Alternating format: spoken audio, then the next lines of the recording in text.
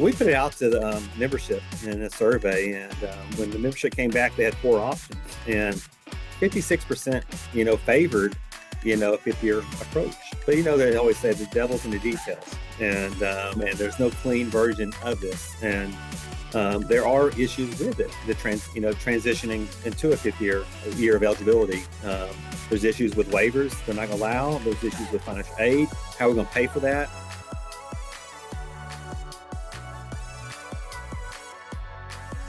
Happy to be back again with MIAA Commissioner Mike Racy on the A-Game Show, and we're talking to Rogers State University Vice President of Intercollegiate Athletics, Dr. Chris Ratcliff. Sir, thank you for coming on and joining us today. Well, thank you. I'm excited to be here today. You're starting year 10 for you here as the Director, Vice President of Intercollegiate Athletics here, but there's some changes for Rogers State. New president coming in this year. Just what has it been like getting used to the new leadership, and how's this transition gone for the university too? Well, it's gone really, really well. I've been very fortunate. I was talking to my wife last night. This is year 25, 26 in college athletics for me, and I became an athletic director in 2011, and this is my third president to work for, and I've had two other outstanding presidents who are great mentors to me, and now I have a new one, and Dr. Raleigh. I'm really excited to have Dr. Raleigh on board. Our university is really excited to have him on board. I introduced him to our student athletes at the beginning of the year when we all met. I said it then, I'll say it now, that he's my first time I ever had a boss who was a former coach and a former student athlete, and on the college level. And he was a three-time All-American high jump at Northwestern Oklahoma State. Two-time national runner-up in high jump. So unbelievable student athlete at Northwestern Oklahoma State there in Alba.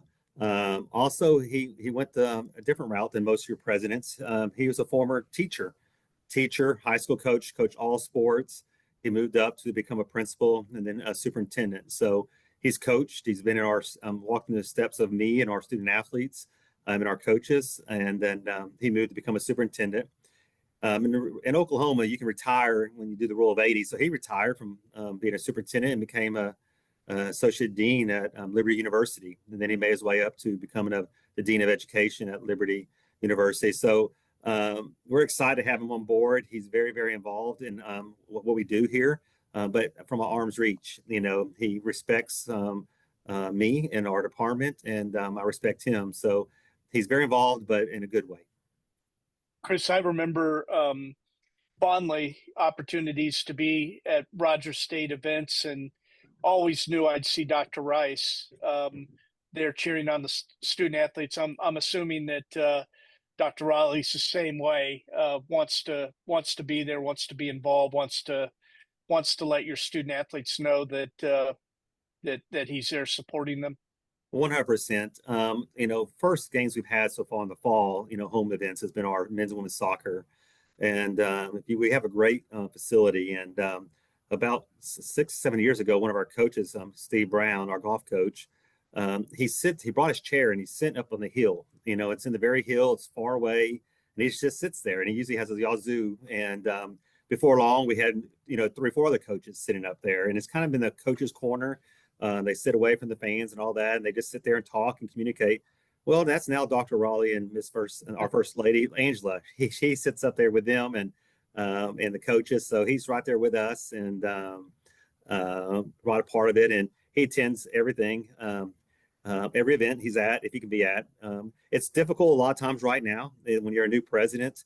His lunch is scheduled out a month in advance. He's just so busy right now when you're trying to meet donors, you're trying to meet legislation, meeting all superintendents. We have a lot of new programs we're putting into place right now that he's kind of pushing as well. And so, but no, he's at every event, sitting up there with the coaches, and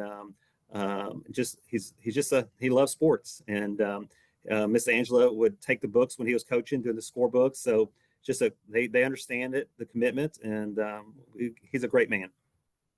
How has this fall semester gone so far, and what are some of the projects that you guys are working on now and trying to get off the ground?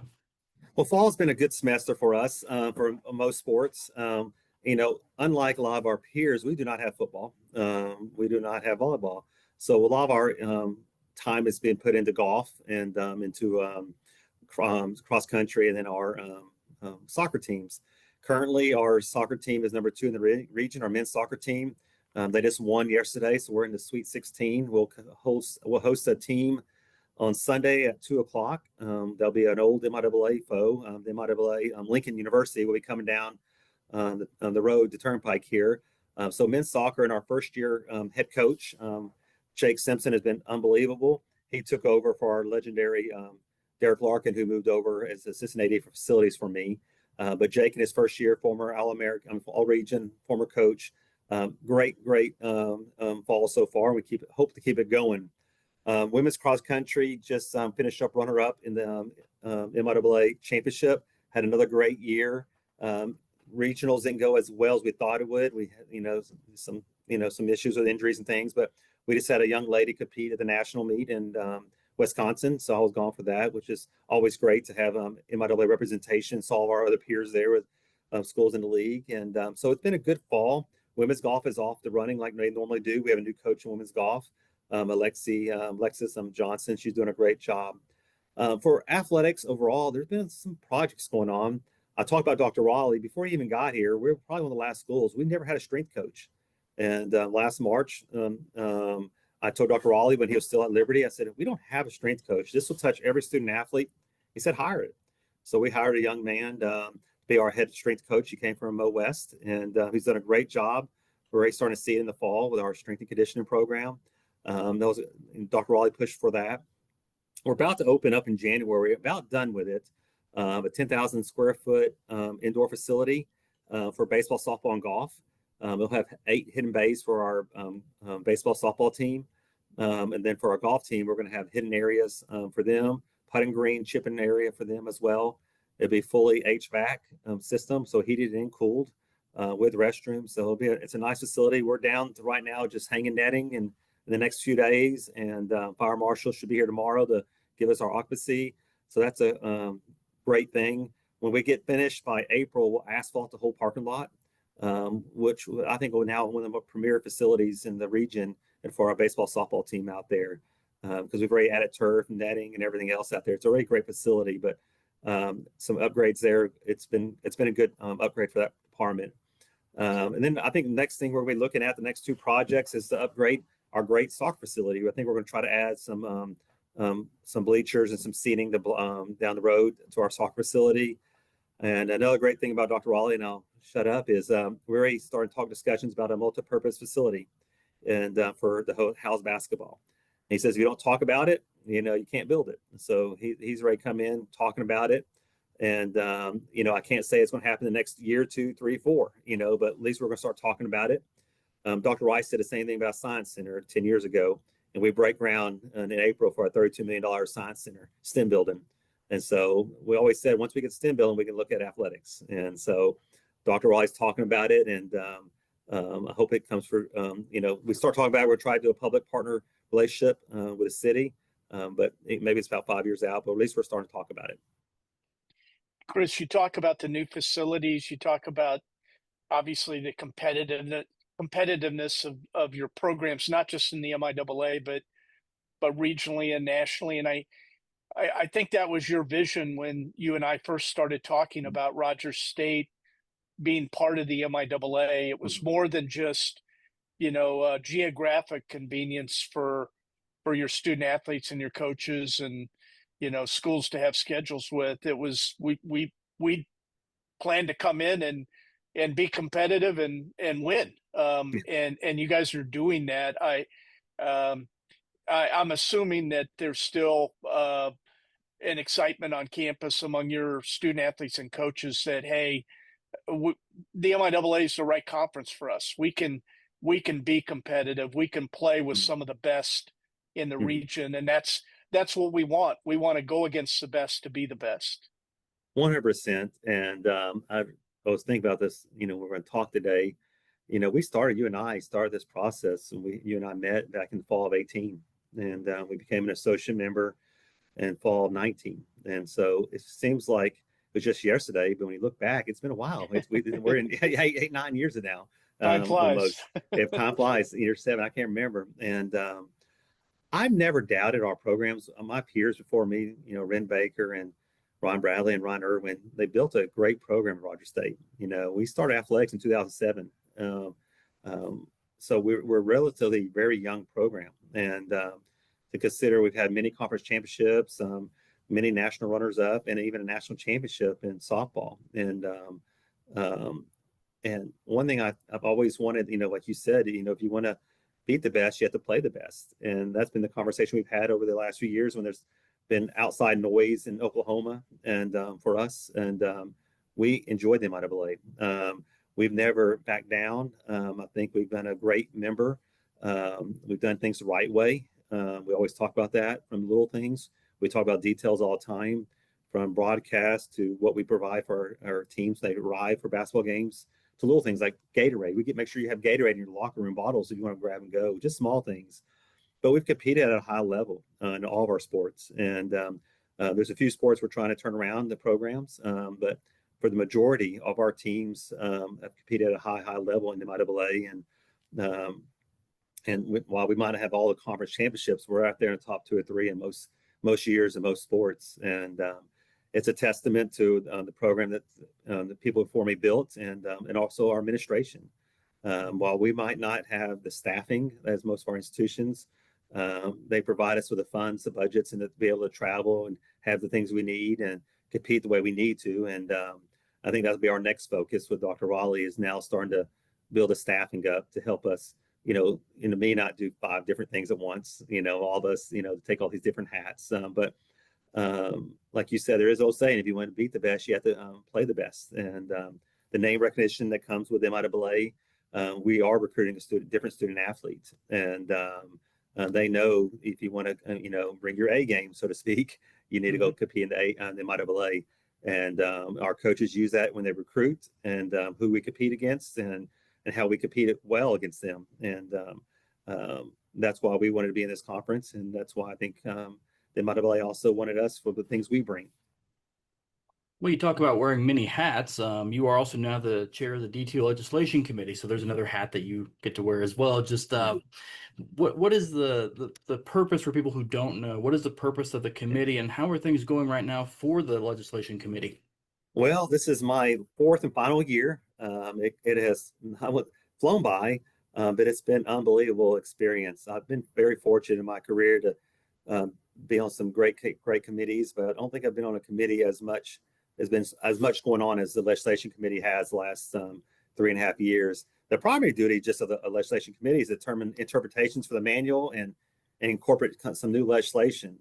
But through COVID and through the transformation committee, they asked our group to go through bylaw by bylaw and update and transform the manual. And as we all talked about, and the biggest issue that the public has, our manual's that thick, and we have so many rules. And so our committee, it's been very, very painstaking when to go through every bylaw and start working through it every year, is to make suggestions, send it, what are controversial and what's non-controversial. So a lot of things we've changed. We just gone the non-controversial route and just passed it through. Some of the things we've gone that are controversial, we put up for legislation. Some of those things we talk about is, recruiting rules. The line sports. Why is basketball treated different? And I'm an old basketball coach, so and there's a lot of times in there, I'm saying why they treat it recruiting, and why can't they coach teams in the summer? Like, why can't I go coach a prospective student athletes in the summer, but allow every other sport to do it? Why, they have to have calendars, so a lot of it was just trying to align sports, clean up the official visits, unofficial visits. I've said this before, we had rules in there, and we're both of age that we know these things. We had the rule for calling cards.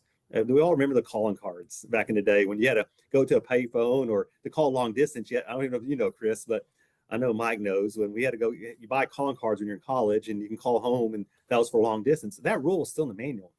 None of our student athletes even know what a calling card is, but it's still in the manual. And so we went through bylaw by bylaw. We're still not done. We're working on chapter 17, which is playing in practice seasons. And the committee's made up of, compliance officers, and there's 3 ADs in there. And it's pretty much all compliance officers or commission, like assistant commissioners and then there's 3 ADs in there, and I'm one of the AD. And I've got to the point that is, why does it matter? Why does it really matter we have this rule? And is it making any difference if I give out 4 complimentary tickets and our peer gives out 8 complimentary tickets? Allow me to have autonomy on our campus and allow us to, ADs to run our campuses. So why does it really, really matter? It was kind of how we've gone about a lot of these rule changes, and kind of, like I said, give autonomy back to universities. And I'll wrap up with this: is most of our rules that we remember, it's about the 1%. We're all worried about the 1% cheating, or the 1% who has more than we do. Well, those schools, we can name them, those 4 or 5 big schools, they're always going to have more money than me, and they're always going to have more money than most schools. And so why do we have rules that are going to, that I don't have autonomy on my campus? So that's been kind of the focus, to transform the committee. Yeah, it seems like Chris said, the last few years, especially the time that you've been on the committee, and I think it's great that we have athletic directors on this important committee, but it's almost become the common sense committee, as you guys have worked your way through the NCAA rules that impact Division II. There's a lot of stuff that we've done and put in the manual over the years that, as you said, doesn't make sense now. So it's really been a common sense approach, I think, that the legislation committee has taken. Well, I appreciate it. And we got some great people. There are some compliance officers in there, so they kind of, they worry a lot. And I come back to it, and I was like, and it's not easy. I mean, we've had a lot of hard discussions, and I said, but it always comes back. Why does this matter? Why do we have a rule? I go, like I said, go back to complimentary tickets. None of our gyms are sold out. It doesn't matter what my peer down the road is going to give out in complimentary tickets. I'm the one who's, if I want to give up a whole team, why does it matter? Yeah. And I think most of the day, the committee's been great, getting there to that point. But you had to push them a little bit, but we usually get to a well thought out reason. It looks like this January could be a big decision time with the legislation committee and the NCAA convention coming up here with that 5th year of D2 student athletes eligibility there. What are your thoughts on that proposal, and what are you hearing at this point to how that may unfold here in less than, I guess, about 6 weeks or so? Personally, I've been a proponent of it for a while. We've been talking about this for years. I mean, I don't know how long, we've been talking about a 5th year, and so when the transformational committee put forth, our tasks, they also put together what we call the eligibility working group, which is the legislation committee and I think academic requirements. They put us all together, and they asked us to look at this process. And, most of our student athletes do not graduate in 4 years, and most of them graduate in 5 years. And you put the burden back on the student athletes most times to try to figure out how to graduate, because our scholarship's only guaranteed for 4 years, and so we have golf tournaments like most people do to raise funds for 5th-year scholarships. And even when we raise funds, we do a great job with our student athletes. We're not giving them full rides. They're getting, a couple classes here and there taken care of. So there's always a big burden. So I was always an advocate, those 5 years to graduate, we're going to graduate them. And it was not necessarily to get a master's degree and all the other things. COVID graduated a lot of our kids, because they all get that 5th year. So that was my thoughts personally. I was for it. We put it out to the membership in a survey, and when the membership came back, they had 4 options, and 56%, favored, a 5th year approach. And but they always say the devil's in the details, and there's no clean version of this, and there are issues with it. The transitioning into a 5th year year of eligibility. There's issues with waivers they're not going to allow. There's issues with financial aid. How are we going to pay for that? I had our SWA, Senior Associate AD, Dawn, run the numbers for me. And what would be if we gave everybody a waiver and paid for it? It was about $411,000 for us. And we don't have football and we don't have volleyball. I can only imagine my peers that have football. They could be $500,000-$600,000, if everybody came back and all that. So there are some concerns with that. I think it's 50-50 at best. I thought it would pass, a month ago. I'm not so sure it's going to pass. And when we get there in January, I think with Division One put a pause on their view of 5 years. I think there's just too many uncertainties with not allowing waivers and the financial aid piece. I'm sure some people will be worried. Another thing I'm worried about, I've said this once before, is higher education in general. There are talks now, we're still years away from it, but moving from 120 hours to graduate to 90 hours to graduate, and to kind of get them through. So what does that mean? That's one thing I would put a pause on. Just the future of higher education. Should we really do this? So those are things I'm thinking of. But if we do go to a 5-year model, which I said I was for, it'd be transformational. D1 is not doing it, D3 is not doing it, and we'll have our niche in Division Two.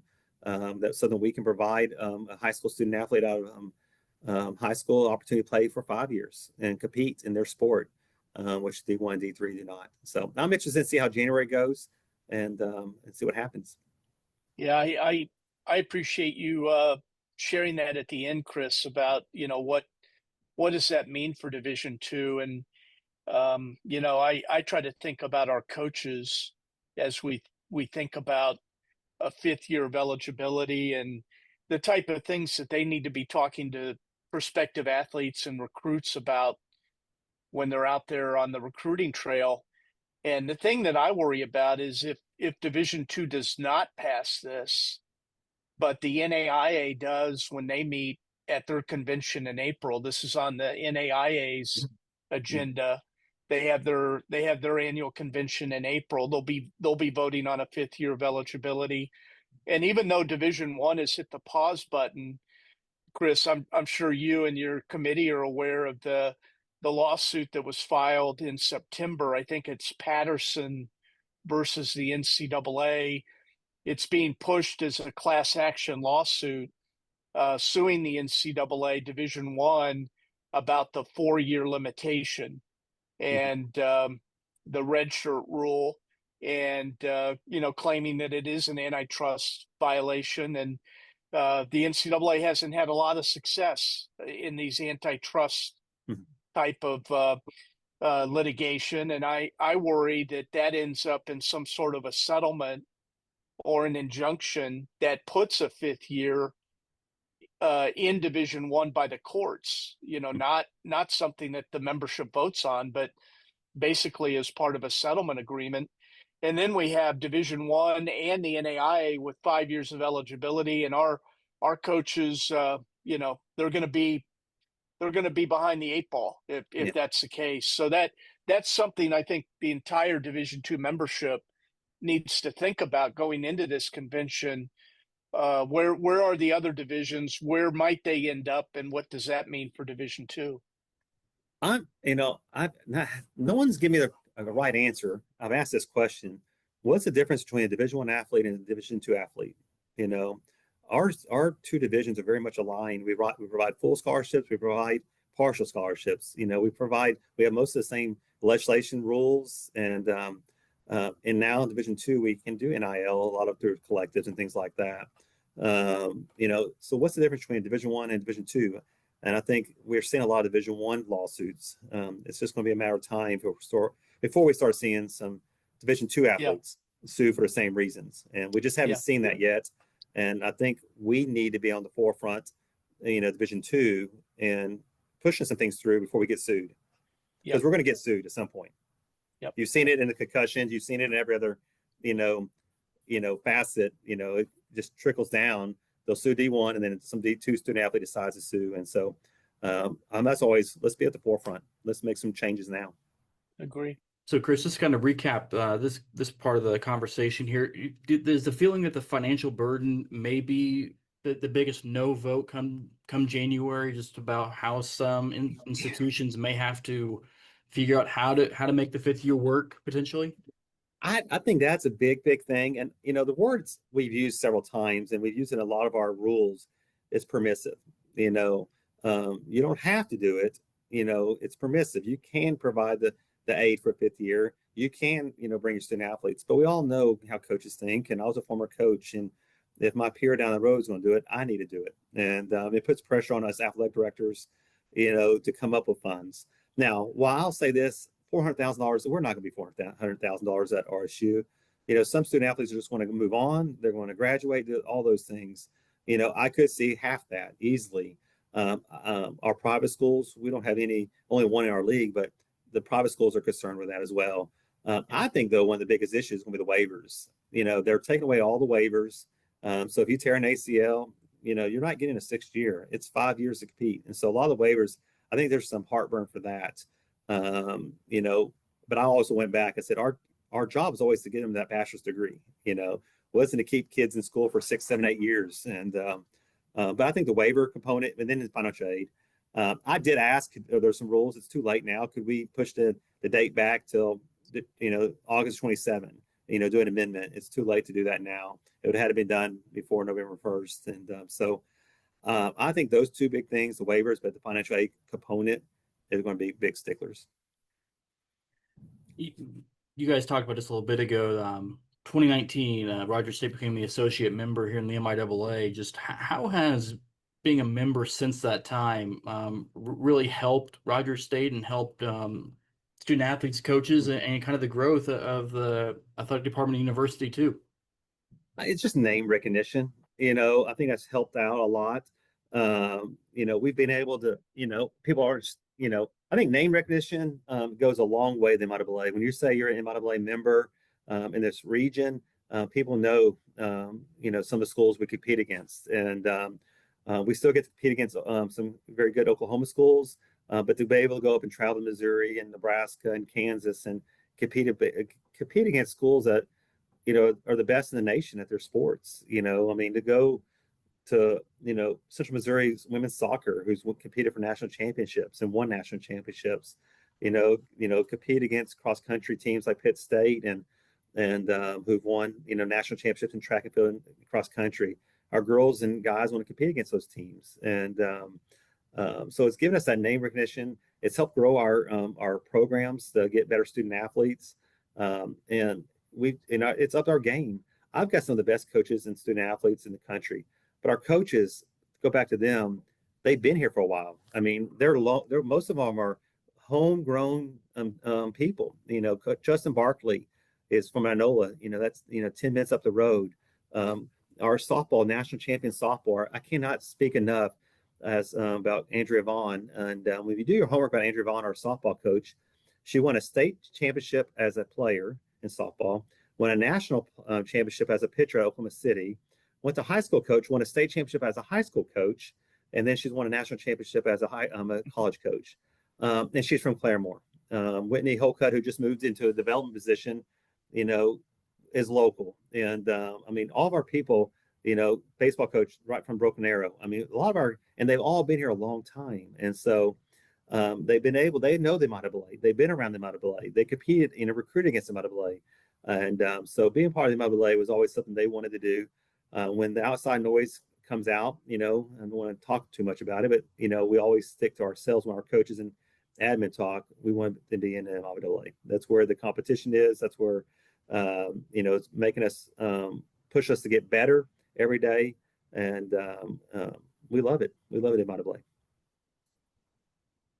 All right. So before we get out of here, Mike, I need a headline grabber. So this is why we're going to ask you this question. All right. MIAA basketball season getting underway. Can we go ahead and just write you down for a guarantee for the men's basketball team to win the MIAA tournament at Municipal, or do you want me to wait on that one? It's up to you. No pressure on that, Well, I am an old coach, and we're going to take it one game at a time. And, there you go. Yeah. And Coach Barkley has been here. His dad, his high school coach, still coaching in his 70s down the road in NOLA. I think I'm biased, but I think I have one of the best coaches in our league, if not the best coach in our league. Every year, our teams get better as the year goes on. Every year, this is the first year, and I'm going to have to, say it.